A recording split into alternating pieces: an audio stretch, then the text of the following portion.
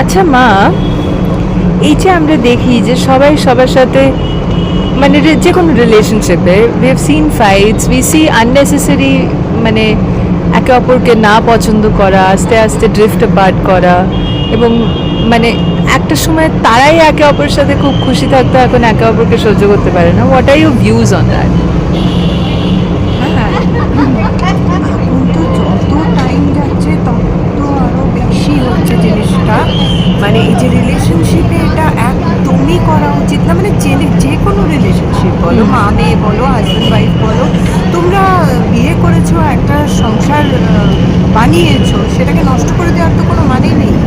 তাতে করে কী হয়, হাজব্যান্ড ওয়াইফ যখন ঝগড়া করে তখন কী হয়, এটা তো ডিভোর্সের দিকে চলে যায় অনেক রিলেশনশিপ। আর কি হয়, বাচ্চাগুলো সব সাফার করে না, তারা তো মাকেও চায় বাবাকেও চায়, তো সেখান দিয়ে যে কোনো একজনের কাছে থাকতে হয়। আর সেখানে তার মানে পুরো ভবিষ্যৎটাই খারাপ হয়ে যায়, তার পুরো ফিউচার, তার মানে পুরো যে মানসিক যে একটা ডেভেলপমেন্ট, ওটাই পুরো আটকে যায়।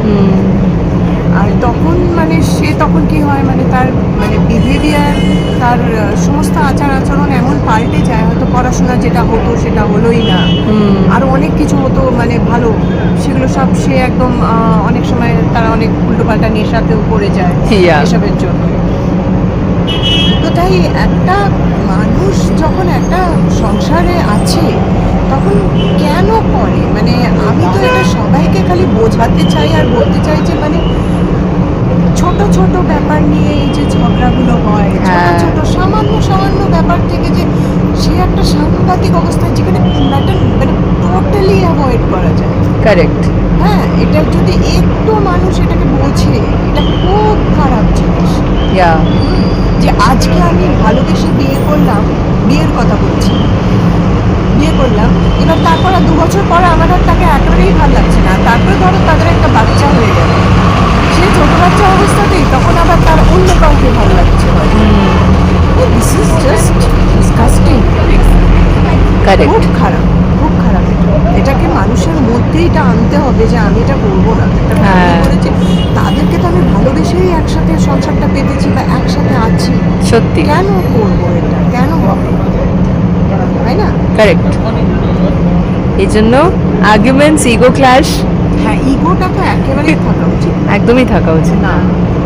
রিলেশনশিপে যখন ঢুকেছো, ইগো ত্যাগ করো।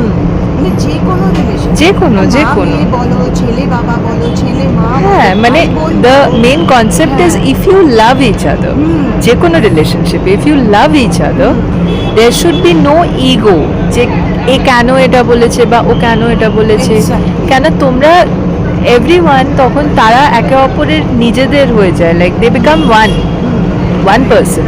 তাই আরেকজন সেটা কেন করেছে কি করেছে না বলে সলিউশন খোঁজা is a much better option. হ্যাঁ, একদম এক্স্যাক্টলি ঠিক বলেছো। কেন কি, কেনর আবার কি জবাব, এটা কেন করেছে, সেটা তো আরো আর্গুমেন্টটা এক্স্যাক্টলি আরো সাংঘাতিক আকারে ধারণ করে। এক্স্যাক্টলি। তো এই আর কি, আমাদের কিছু না।